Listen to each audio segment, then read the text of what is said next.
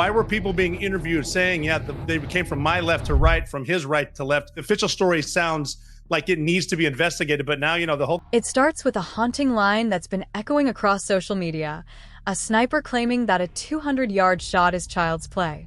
For weeks, people have been dissecting every frame of the footage, every echo of gunfire, desperate to uncover what really happened to conservative firebrand Charlie Kirk. And just when the noise seemed ready to die down, Piers Morgan, the outspoken British commentator known for turning calm waters into tidal waves, stepped into the arena. True to form, he didn't tiptoe. He detonated. In his latest broadcast, Piers unleashed a bombshell take that instantly divided viewers and flooded timelines. He questioned everything from the official sequence of shots to the eerie inconsistencies buried in the reports. According to him, something in this tragedy simply doesn't line up.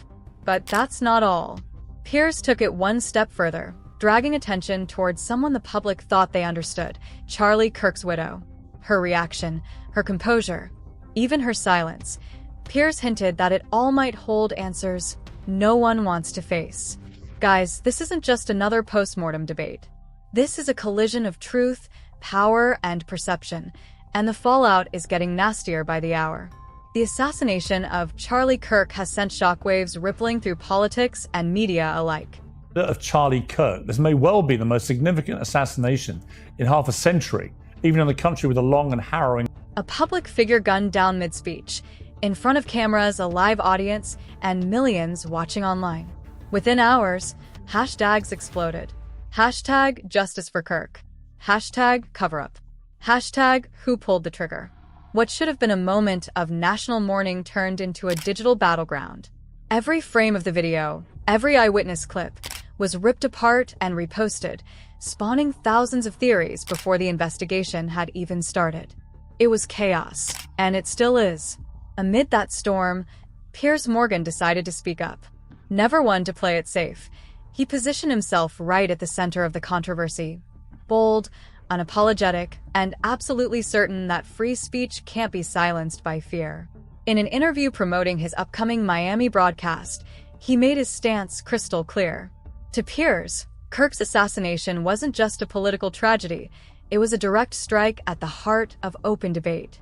I'm doing Meghan's Miami show in November, he said, and I agree with her that it's important that people are not frightened away from giving their opinions. He called it, quote, an appalling assault on democracy itself. And his words hit a nerve. Supporters praised him for saying what others wouldn't. Critics accused him of exploiting grief for views. But regardless of where you stand, one thing's undeniable. His comments reignited the fire. Within minutes, clips from his segment went viral across X, TikTok, and YouTube.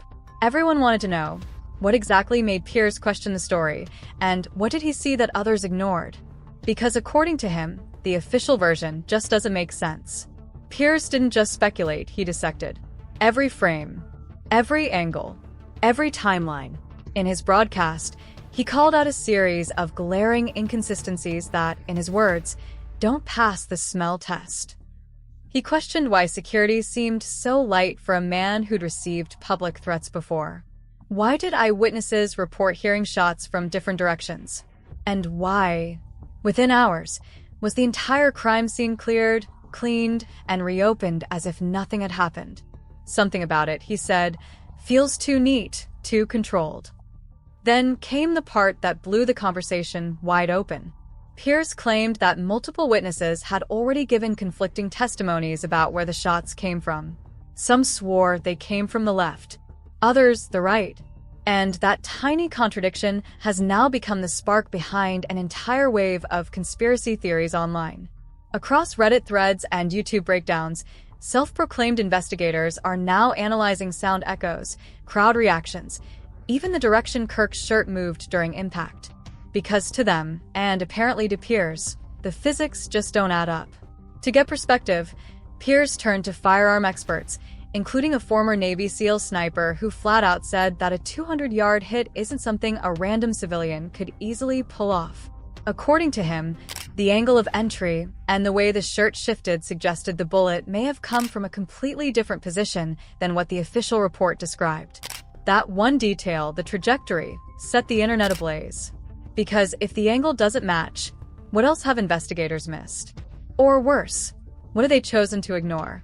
Critics now argue that the crime scene was dismantled far too quickly, possibly destroying crucial ballistic evidence. Some even question whether the investigation was pressured to wrap up before certain truths came to light. And in a digital world hungry for answers, that vacuum of information has only made things worse. The wound on Kirk's body appears to be an exit wound, not an entry wound, he noted. For Piers, it all points to one thing: something deeper is being hidden. And the more you look, the stranger it gets. Because next, he turned his focus to someone no one expected, Charlie Kirk's wife. And this is where the story takes a darker, more personal turn. Because in his commentary, Piers Morgan didn't just question the timeline or the evidence. He pointed to her, Charlie Kirk's widow, the woman suddenly thrust into the blinding spotlight of a national tragedy. Her calm demeanor, her perfectly composed interviews, her quiet tone, all of it has become the internet's new obsession. Piers didn't accuse her of anything directly. He didn't have to. Just mentioning her reaction was enough to send the internet spiraling. Some viewers called her grace under pressure admirable. Others said it was chilling. And before long, social media detectives began tearing apart every micro-expression, every blink, every half-smile. Why wasn't she crying more? Why did she seem so rehearsed?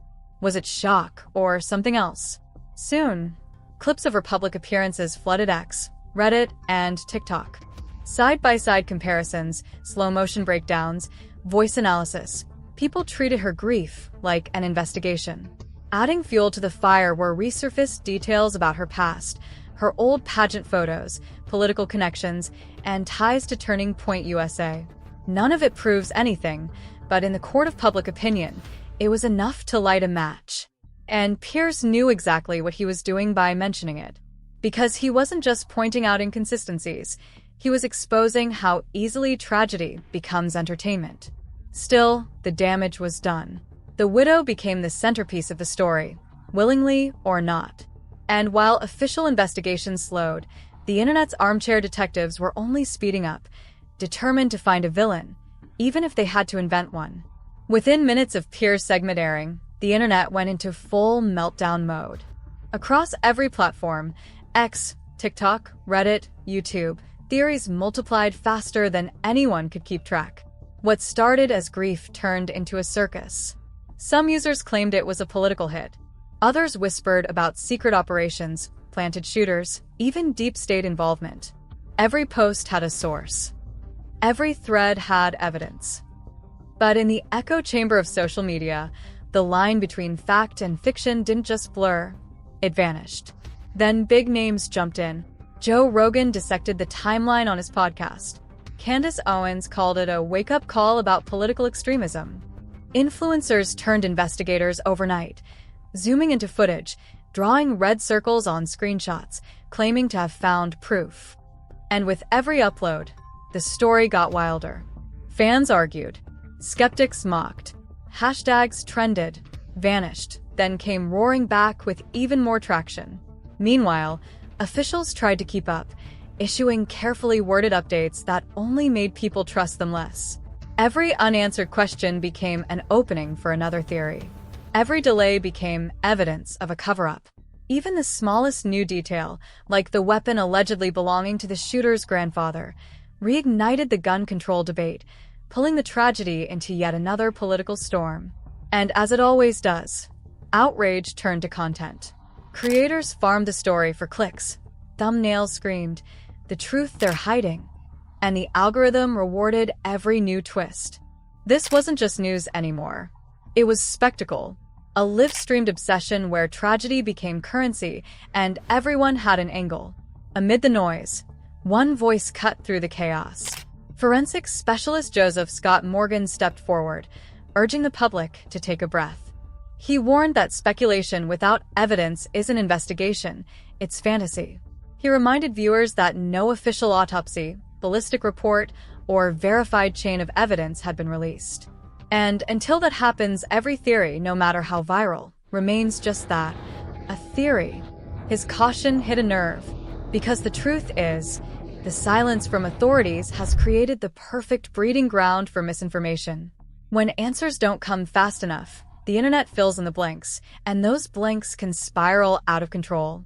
It's a dangerous cycle. Distrust fuels speculation, speculation fuels outrage, and outrage fuels clicks.